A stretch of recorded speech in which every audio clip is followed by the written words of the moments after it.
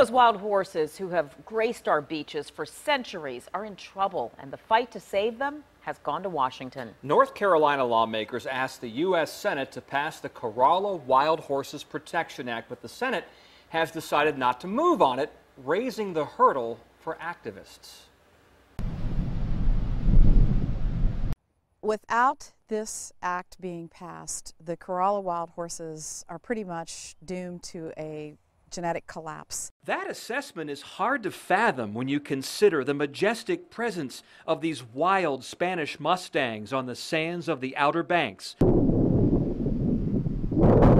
Their free spirit shows an American trait of self-reliance, but these animals are becoming dependent on us. We already know through genetic testing that we have one of the most highly inbred herds anywhere.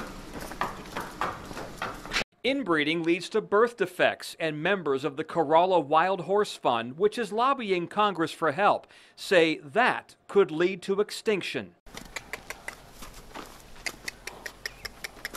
Rico is one of the horses being managed by the Corolla Wild Horse Fund, one of the inbred horses at just 12 hands tall. When these horses originally came from Spain, they were probably around 15.2, 15.3, so that would mean that this horse is about 20 inches shorter than the original horses that came here.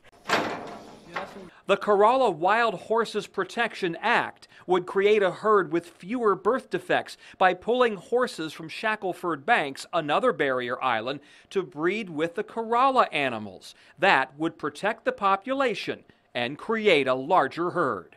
It gives me permission, it mandates a herd size of 120 to 130. Right now it's supposed to be 60. That is managing for extinction. Precisely why the group is petitioning Senator Kay Hagan to move the act through the Senate as a standalone bill, one the Corolla Wild Horse Fund says would cost taxpayers nothing. It would only extend permission to increase the herd.